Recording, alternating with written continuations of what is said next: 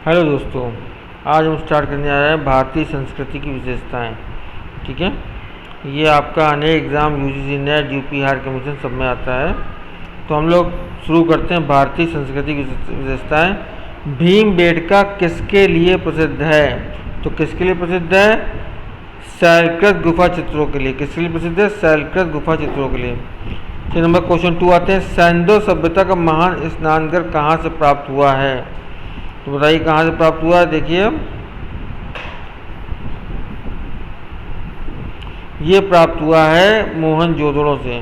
तो सैंधव सभ्यता का महान स्नानघर कहाँ से प्राप्त हुआ है? ये हुआ है मोहनजोदड़ो से। सिंधु घाटी के लोग विश्वास करते थे आत्मा और ब्रह्म में, कर्मकांड में, यज्ञ में या मातृ शक्ति में। तो ये मातृ शक्ति, इसका डी आंसर बिल्कुल सही है। मातृ शक्ति में करते थे। ठीक है, अब क्वेश्चन 4 आइए। सैंधव सभ्यता के अंतर्गत हाथी दांत का पैमाना हड़प्पी संदर्भ में मिला है। कहाँ मिला है? चलिए इसकी बात करते हैं हम लोग। तो सैंधव सभ्यता के अंतर्गत हाथी दांत का पैमाना हड़प्पी संदर्भ में मिला है कालीबंगा में, लोथल में, धौलावीरा में या वनवाली में। सोचिए, तो ये लोथल में मिला है, लोथल में मिला है, उस पर ध्यान। तो क्वेश्चन ये था कि सैंधव सभ्यता के अंतर्गत जो है आपका हाथी दांत का पैमाना हड़प्पी संदर्भ में कहाँ मिला है? लोथल में मिला है। नेक्स्ट आइए, एक उन्नत जल प्रबंधन व्यवस्था का साक्ष्य प्राप्त हुआ है। ये कहाँ प्राप्त हुआ? देखिए, ये प्राप्त हुआ है धौलावीरा से। तो एक उन्नत जल प्रबंधन व्यवस्था का साक्ष्य प्राप्त हुआ है धौलावीरा से। नेक्स्ट आइए, निम्नलिखित में किस पशु का अंकन हड़प्पा संस्कृति की मोहरों पर नहीं मिलता है? तो इसका आंसर सी घोड़ा है। घोड़ा जो है यहाँ पे नहीं मिला, बैल, हाथी और भेड़ का मिला है। तो निम्नलिखित में किस पशु अंकन का हड़प्पा संस्कृति की मोहरों पर नहीं मिला है? वो घोड़ा जो है उस पर नहीं मिला है। ऋग्वैदिक आर्यों की सबसे पवित्र नदी थी। सबसे पवित्र नदी की बात कर रहे हैं, सबसे पुरानी नदी की बात नहीं कर रहे हैं। तो सिंधु, गंगा, सरस्वती, यमुना। तो हमारी तरफ से इसका आंसर होगा सरस्वती। ठीक है, ऋग्वेद में किस नदी के लिए माते तमा देवी तमा नदी तमा शब्द का प्रयोग किया गया है? तो इसका आंसर क्या होगा? सोचिए, गंगा, यमुना, सरस्वती या सिंधु। तो इसका आंसर सरस्वती होगा। ठीक है, नेक्स्ट आइए, ऋग्वेद में किस नदी का सर्वाधिक उल्लेख है? तो आप जानते हैं ऋग्वेद में सबसे ज़्यादा उल्लेख जो है तो किस में है? तो ये सिंधु नदी का। देखिए, पवित्र नदी मानी गई सरस्वती, और जो है ऋग्वेद में किस नदी का सर्वाधिक उल्लेख है? वो सिंधु नदी है। नेक्स्ट आइए,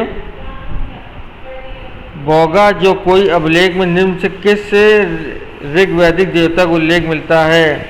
तो ये हमारे हिसाब से इसका आंसर जो होगा ये होगा इंद्रमित्र, नासत्य, वरुण। इसका आंसर होगा इंद्रमित्र, नासत्य और वरुण। ठीक है, ऋग्वेद के किस मंडल को ऋषि मंडल के नाम से जाना जाता है? तो नवे मंडल को, द्वितीय से सातवें मंडल को, चौथे से छठे मंडल, तृतीय मंडल को। द्वितीय से सातवें मंडल को माना जाता है। ऋग्वेद में किस मंडल को ऋषि मंडल का नाम जाना जाता है? द्वितीय से सातवें मंडल को माना जाता है, ध्यान रखिए। ऋग्वेद में कुल मंडलों की संख्या कितनी है? 6, 8, 10। तो ये और 12, तो इसमें 10 आंसर है। ऋग्वेद में कुल मंडलों की संख्या कितनी है? 10 है, ध्यान रखिए। ऋग्वेद में सूक्तों संख्या कितनी है? ऋग्वेद में सूक्तों संख्या 1017 है। उसका सी आंसर सही है, 1017। लेकिन कभी कभी एग्जाम में 1024 हो सकता है। तो 1028, 11 बाद में बढ़े हैं। तो अगर 1017 नहीं है, 1028 है, तो उसमें टिक लगाइएगा। ठीक है, किस में आप टिक लगाएंगे? 1028 में टिक लगाएंगे। शूद्र शब्दों को उल्लेख ऋग्वेद में किस मंडल से में प्राप्त होता है? सोचिए, 30, 9, 4 या 10वें। तो शूद्र शब्द का उल्लेख ऋग्वेद में किस मंडल से प्राप्त होता है? तो शूद्र शब्द का उल्लेख ऋग्वेद में 10वें मंडल में प्राप्त होता है। नेक्स्ट आइए, ऐत्रेय एवं कौशिकी ब्राह्मण किस वेद संबंधित हैं? इसका आंसर देखिए, ऋग्वेद, सामवेद, यजुर्वेद, अथर्ववेद। तो ये ऋग्वेद से संबंधित हैं। नेक्स्ट आइए, वाजसेनी संहिता संबंधित है, किससे संबंधित है? तो वाजसेनी संहिता संबंधित है ऋग्वेद, सामवेद, यजुर्वेद, अथर्ववेद। तो ये सामवेद से संबंधित है। वाजस नहीं संहिता संबंधित है, सामवेद से। नेक्स्ट आइए, शतपथ ब्राह्मण संबंधित हैं, तो शतपथ ब्राह्मण किस संबंधित हैं? ऋग्वेद, सामवेद, यजुर्वेद, अथर्ववेद। शतपथ सामवेद संबंधित हैं यजुर्वेद से, उसको ध्यान रखिए, बहुत इंपॉर्टेंट क्वेश्चन ये आता है एग्जाम में। शतपथ ब्राह्मण संबंधित हैं यजुर्वेद से। जल प्लावन कथा का उल्लेख मिलता है किसमें? ऐत्रेय ब्राह्मण में, शतपथ ब्राह्मण, गोपथ में या उत्पत्ति में से कोई नहीं? सोचिए। तो इसका मिलता है शतपथ ब्राह्मण में। जल प्लावन कथा का उल्लेख मिलता है शतपथ ब्राह्मण में, ध्यान रखिए, जल प्लावन कथा का उल्लेख मिलता है शतपथ ब्राह्मण में। नेक्स्ट आइए, निम्न में कौन कथन असत्य है? ऋग्वेद होता, सामवेद उद्गाता, अथर्ववेद अथर्वयु, वेद यति, ऋग्वेद, सामवेद, यजुर्वेद। सोचिए। तो इसका सी आंसर गलत है और सभी आंसर सही है। ऋग्वेद में होता है, सामवेद में उद्गाता है और वेदयत्री में ऋग्वेद, सामवेद, यजुर्वेद है, अथर्ववेद में अथर्वयु नहीं है।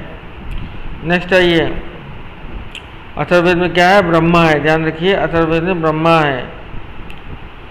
पीपलवाद एवं सैनिक संबंधित है, सौनक संबंधित है किससे? पीपलाद एवं सौनक संबंधित है किससे? ऋग्वेद, सामवेद, यजुर्वेद या अथर्ववेद से। तो अथर्ववेद इसका सही आंसर है, डी इसका सही आंसर है। तो पीपलवाद एवं सौनक संबंधित किससे? ऋग्वेद, सामवेद, यजुर्वेद किस संबंधित है? अथर्ववेद संबंधित है। याज्ञवल्क्य के गार्गी संवाद का उल्लेख मिलता है किसमें मिलता है? कठोपनिषद में, बृहदारण्यक उपनिषद में, मुंडकोपनिषद में, श्वेताश्वर उपनिषद में। किसमें मिलता है? बृहदारण्यक उपनिषद में मिलता है। तो याज्ञवल्क्य गार्गी संवाद का उल्लेख मिलता है बृहदारण्यक उपनिषद में। नेक्स्ट आइए, वेदांगों की कुल संख्या कितनी है? 4, 6, 18 या 10? तो इसका आंसर है 6। वेदांगों की कुल संख्या है, इसका आंसर बी है 6। पुराणों की संख्या कितनी है? 12, 20, 18 या 6? सोचिए।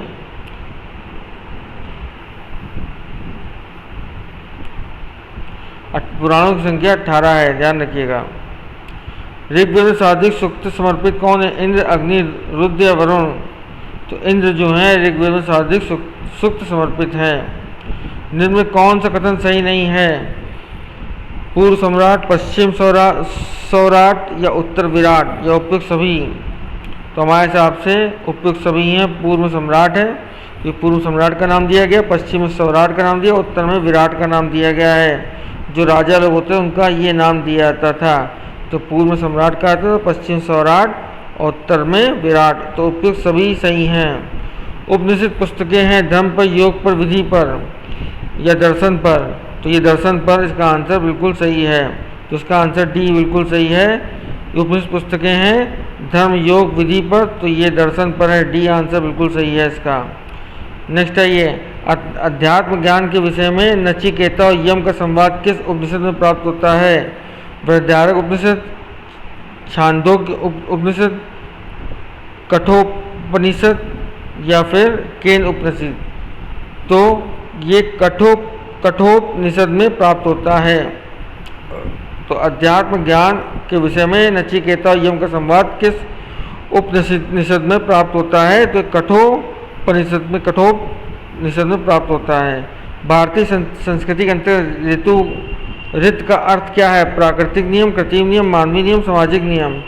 तो भारतीय संस्कृति के अंतर्गत ऋत का अर्थ है प्राकृतिक नियम।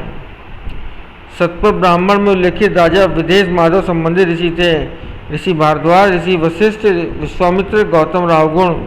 बताइए। तो गौतम रावगुण जो थे शतपथ ब्राह्मण में उल्लेखित राजा थे।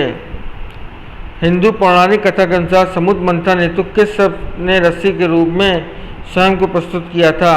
तो इसका आंसर बी है वासुकी। तो वासुकी इसका करेक्ट आंसर है। तो आज इतने ही क्वेश्चन रखते हैं हम लोग, उसके बारे में नेक्स्ट क्वेश्चन हम लोग बात करते हैं। नेक्स्ट हम लोग जल्दी अपलोड करेंगे। धन्यवाद। सब्सक्राइब कीजिए, हमारे चैनल सब्सक्राइब कीजिए और लाइक कीजिए और शेयर कीजिए। धन्यवाद।